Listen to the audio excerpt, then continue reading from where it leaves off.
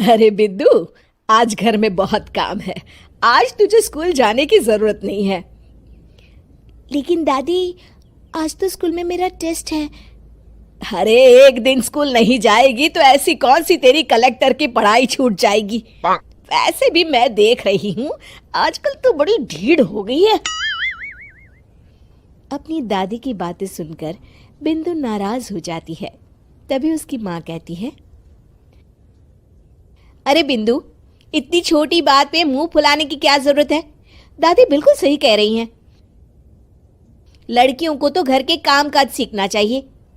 अरे बहू, रमेश के लाड़ प्यार ने इसे बिगाड़ रखा है। कम से कम तू तो मेरी बात समझती है। अच्छा, मेरी पूजा का समय हो गया है, मैं पूजा करने जा रही हूँ।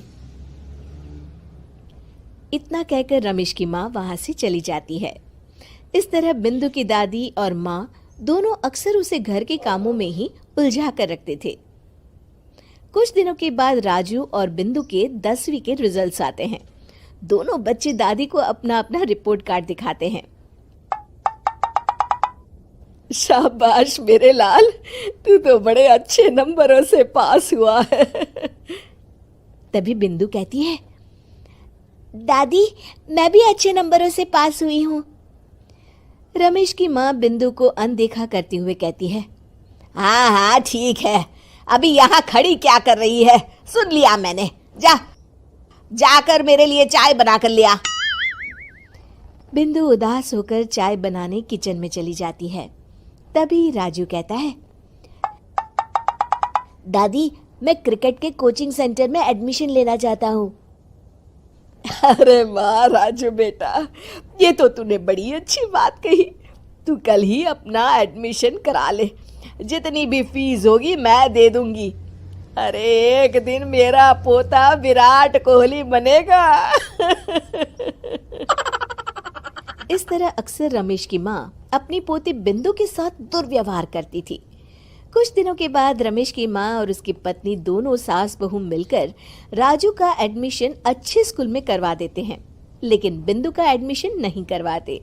इस बात से नाराज होकर बिंदु अपनी दादी से कहती है, लेकिन दादी, मुझे भी आगे की पढ़ाई करनी है। अरे क्या करेगी आगे की पढ़ाई लिखाई करके हैं?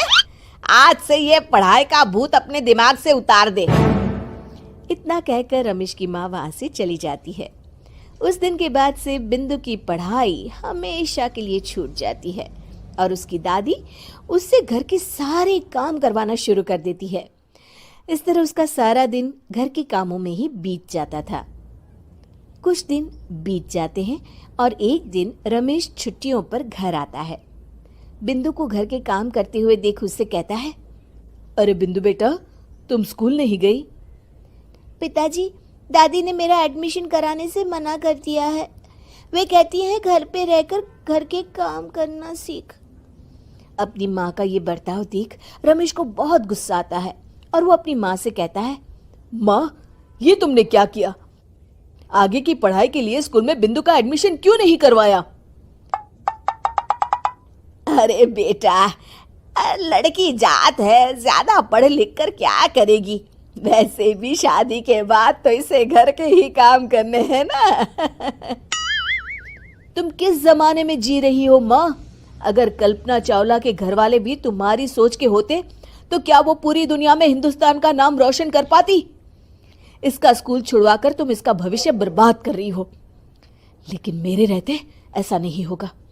बिंदु बेटा, कल ही तुम्हारा एक अच्छे स्कूल में एडमिशन करा दूंगा। तुम जितना चाहे उतना पढ़ो। मेरे होते हुए तुम्हें किसी बात की चिंता करने की जरूरत नहीं है। अपने पिता से हौसला पाकर बिंदु खुश हो जाती है और कहती है, जी पापा, मैं खूब मन लगाकर पढ़ाई करूंगी और बड़ी होकर डॉक्टर बनूंगी। ये हुई ना बात, शाबाश मेरी बेटी। शिक्षा, लड़का हो या लड़की, हमें दोनों को आगे बढ़ने का मौका देना चाहिए।